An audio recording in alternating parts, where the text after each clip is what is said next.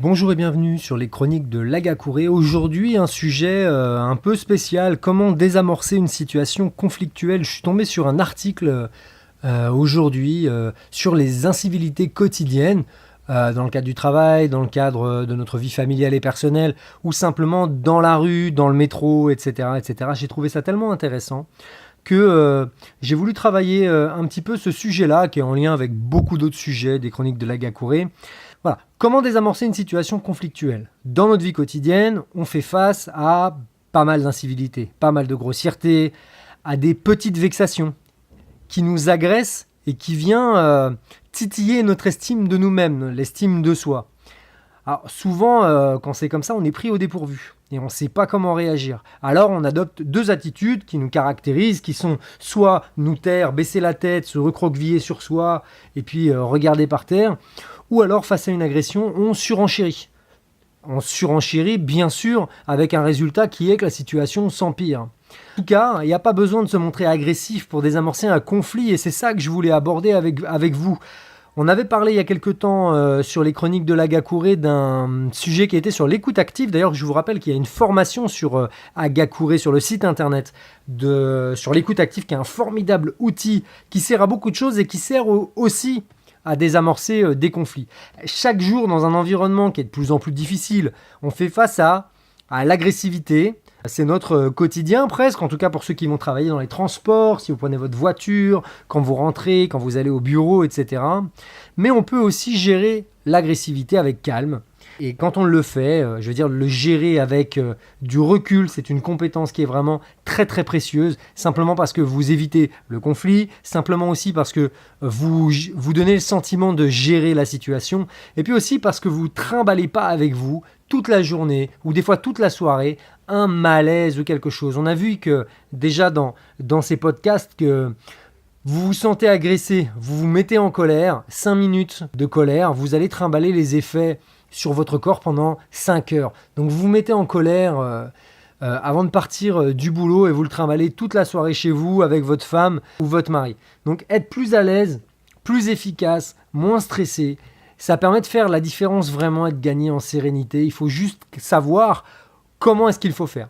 D'abord, avant de parler de ça, on va regarder ce que c'est qu'une incivilité ensemble. L'incivilité, par définition, c'est le non-respect des règles, des normes, on va dire des normes communes de la vie, du vivre ensemble, de la vie en société. Le savoir-vivre comme la politesse, la courtoisie, le respect d'autrui, l'ordre public, etc. Ça se traduit en paroles ou ça se traduit en actes avec un niveau de violence qui peut être variable. Et je vous rappelle que ça peut être de la violence verbale, évidemment, et que ça peut commencer par là. Titre d'exemple, l'agressivité verbale, les injures, les insultes, le tapage nocturne, le vandalisme. Trop souvent, l'incivilité, en tout cas ceux que je viens de citer là, ça peut engendrer un conflit. Donc les agressions peuvent être quotidiennes, je vous disais, plusieurs fois par jour, on peut être victime soit de mini-vexations qui sont déprimantes, qui nous font douter de nous-mêmes, une personne qui nous bouscule sans nous excuser, qui nous donne une impression angoissante, un peu d'être devenu transparent dans la société. La personne ne s'est même pas retournée. Ou à la caisse d'un supermarché, quand un employé vous adresse même pas la parole, même pas le sourire, et puis vous vous sentez réduit à un simple numéro, on aurait des fois envie de râler un peu.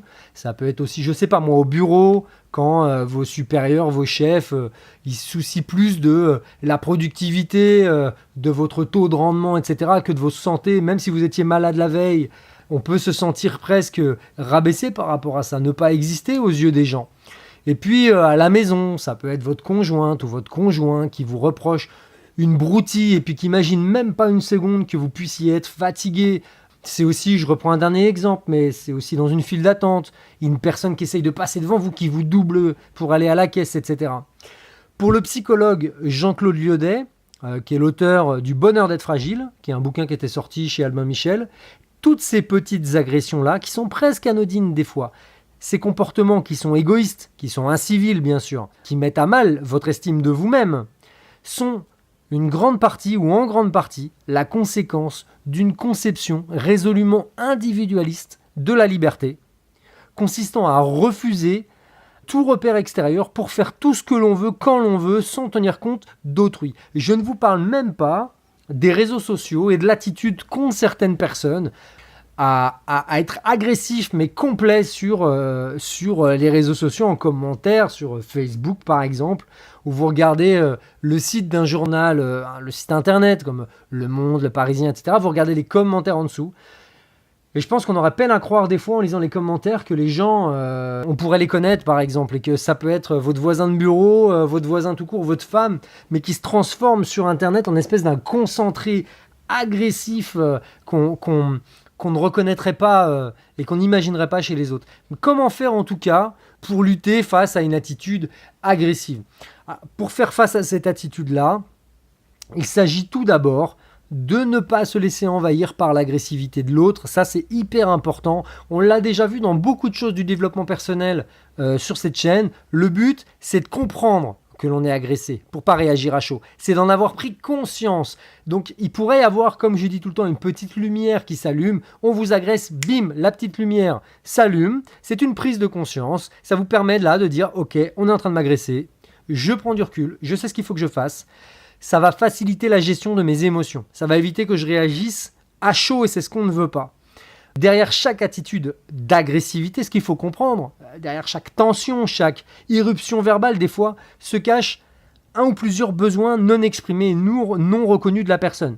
Ça peut être un mal-être, ça peut être de la souffrance. Souvent, il s'agit pour la personne qui adopte un comportement agressif d'être entendue simplement, d'être écoutée, d'être reconnue. Essayons alors de ne pas prendre le malheur des autres pour nous. Moi, j'aime bien beaucoup l'histoire du petit singe, donc je m'en sers très souvent pour expliquer des choses dans le cadre de mon travail de coaching et d'accompagnement. Mais un Américain qui s'appelle William Onken Jr. même, qui symbolisait les problèmes dont on veut se débarrasser, les problèmes que l'on veut donner à quelqu'un d'autre parce qu'on ne veut pas les traiter, par l'image d'un petit singe qu'on a sur l'épaule. En résumé, si quelqu'un vient avec son agressivité ou sa mauvaise humeur, comprenez que c'est son problème. Vous n'êtes pas obligé de faire grimper son petit singe, son problème à lui, sur votre épaule à vous. Il est en colère, c'est son problème.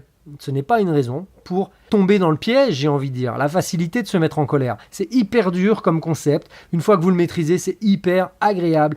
Vous avez gagné en puissance, vous avez gagné en hauteur carrément quand vous savez gérer un conflit, vous n'êtes plus la même personne. Et puis bien souvent ce qui se passe, on en parlera plus loin, mais quand vous allez sur quelqu'un qui sait gérer les conflits, enfin je veux dire, vous ne l'abordez pas de la même façon que quelqu'un dont vous êtes sûr qui va s'emballer, et puis à ce moment-là vous êtes en colère, et puis du coup vous vous déchargez, et puis l'autre se met en colère et vous êtes soulagé parce que la colère est un peu passée, vous l'avez donné à quelqu'un d'autre, et l'autre personne repart en colère pour le coup. Comment on fait pour savoir désamorcer des conflits ?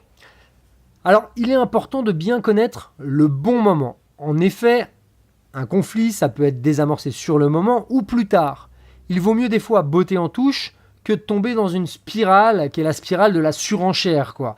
Il est donc beaucoup plus efficace de mettre le problème sur pause lorsque votre interlocuteur est dans l'émotion et puis de remettre ça à plus tard. Avec la bonne attention, avec l'écoute, l'écoute active que j'ai déjà citée sur cette chaîne, enfin de pouvoir être dans une position d'écoute pour être plutôt dans la résolution du problème que dans l'agressivité. Donc le fait de botter en touche, c'est stratégique, ce n'est pas la fuite, c'est stratégique. Il est cependant pas facile de prendre de la hauteur entre une agressivité banale et l'absence de reconnaissance.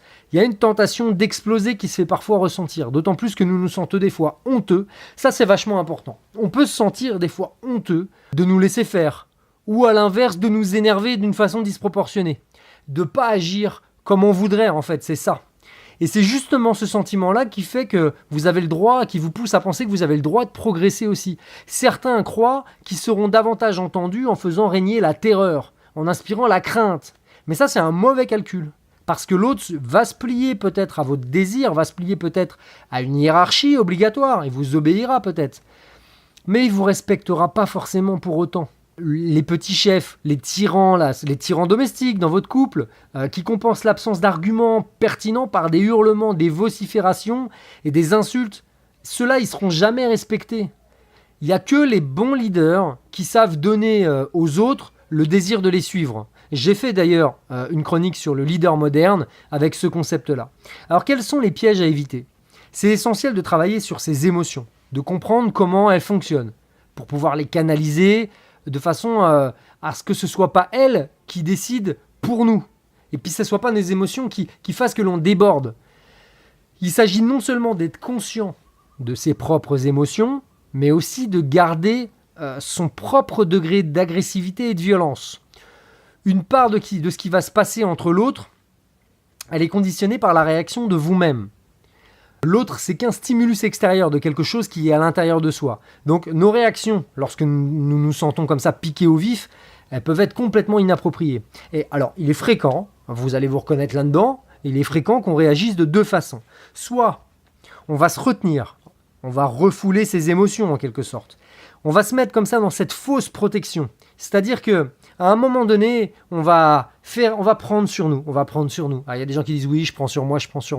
Mais à un moment donné, votre moi-je, votre ego, va faire que vous ne supporterez plus à un moment donné ce truc-là. C'est comme ça que des gens, à force de se taire, à force de subir, sont sur un effet qu'on va appeler de cocotte minute, qui à plus ou moins long terme risque d'exploser et provoquer des dégâts pour soi-même, pour les autres, même des fois des burn-out, on en vient sur des comportements agressifs vis-à-vis de nous ou vis-à-vis des autres qui sont complètement disproportionnés, simplement parce qu'on n'a pas su laisser une petite soupape de sécurité et on est vraiment dans un effet explosif. Ça, c'est quand on se refoule. Le deuxième, en fonction de son tempérament et du moment, c'est qu'on peut se laisser déborder par l'expression excessive de ses émotions, c'est-à-dire que ça peut également devenir dangereux. Par exemple, une peur non contrôlée peut devenir panique. Représentez-vous, en plus, en ce moment, c'est d'actualité, représentez-vous des effets de foule sous l'emprise de la panique. La colère non reconnue peut se transformer en violence verbale, en violence physique. Le problème à ça, c'est qu'on n'a pas su conscientiser ce qui se passait. Il n'y a pas une petite lumière qui s'est allumée dans laquelle on a conscientisé la chose et on se dit « Hop, il y a un problème, il m'agresse. Pop, c'est pas grave, je prends du recul et je me mets dans une position pour trouver une solution. » La solution, je vais vous la donner maintenant, mais ça, c'est un effet qui est un peu vicieux, c'est-à-dire qu'on n'aurait pas réussi à voir, on est parti au quart de tour, on est parti, on était inconscient qu'il y avait un problème et d'un seul coup, on s'est retrouvé presque à regretter ce qu'on avait dit, alors que si on avait conscientisé le fait qu'il y ait un problème, on aurait pu le gérer. La solution, une bonne solution, c'est de se connaître. Il est jamais trop tard, je le dis à chaque fois, pour travailler sur soi, jamais trop tard pour progresser. Apprendre à vous affirmer au bon moment et sur le juste ton. Ce n'est pas vraiment évident ce que je vous dis, mais ça demande en tout cas de la pratique et puis ça le devient avec la pratique. Si certains réagissent au quart de tour que d'autres, tandis que d'autres se recroquevillent sur eux-mêmes et se taisent, il est important de réfléchir à tout ça. Bien se connaître nous protège à la fois de la croyance d'être le centre du monde, et en plus d'une susceptibilité extrême qui en découle, ça nous protège aussi d'un sentiment de n'être rien du tout. Le travail, ça consiste à apprivoiser ses émotions, à savoir les accueillir, les reconnaître, les connaître déjà, puis les reconnaître. Au fur et à mesure qu'elles se représentent, vous pourrez les transformer afin d'éviter qu'elles vous emportent. Le travail peut être aussi un travail après de respiration. Ça peut être un travail de prise de recul. Ça va dépendre si vous avez besoin de tempérance, ça va dépendre de votre caractère. Pratiquer l'écoute active, par exemple, c'est l'art de la reformulation. C'est un atout qui est majeur dans la gestion des conflits. Écouter, prendre du recul, reformuler, c'est une terrible technique, c'est très efficace. Et puis ça fait de vous quelqu'un de respecté, vers lequel les gens n'ont pas forcément envie de s'exprimer et puis de devenir agressifs. Parce qu'ils vous connaissent et parce qu'ils savent que vous savez gérer, qu'il n'est pas besoin d'être agressif avec vous. Donc, qui vous êtes et ce que vous vous représentez de vous-même, c'est une excellente façon de gérer ces conflits. Certains devront travailler la tempérance, d'autres l'estime de soi. Et puis, nous serons jamais, évidemment, à l'abri de paroles humiliantes, de réactions inappropriées, un comportement inadéquat qui vient de quelqu'un ou qui émane d'une situation ou même de nous. Donc s'il existe autant de formations sur l'affirmation de soi, sur la communication non violente, c'est parce que tout ça, c'est pas inné. Encore une fois, on apprend la cuisine, on apprend les langues. Pourquoi est-ce qu'on n'apprendrait pas à mieux nous connaître et puis à nous faire évoluer ? Je vous suggère, si vous ne l'avez pas écouté, d'écouter le podcast qui est sur l'écoute active parce que ça, c'est vraiment en termes de désamorçage de conflits, pour moi, quelque chose d'exceptionnel. Je vous conseille d'écouter ce podcast-là et si vous regardez sur les liens et si vous regardez sur le lien de ce podcast ou si vous regardez sur le site internet Agakure Pro, vous tomberez sur extrait d'une formation que je vous propose sur l'écoute active pour devenir quelqu'un de quelqu'un de meilleur, une meilleure version de vous-même. C'est une expression qu'on entend bien trop souvent, mais pour autant, elle est très percutante et très vraie. Savoir écouter, savoir désamorcer un conflit, se connaître, savoir conscientiser un certain nombre de choses, c'est essentiel pour votre bien-être simplement, et puis pour le bien-être des autres qui ont besoin de vous, qui comptent sur vous, et qui ont besoin de vous en pleine forme et dans la meilleure version de vous-même. C'était Sébastien sur les chroniques de l'Agakure. Je vous dis à très bientôt. Ciao!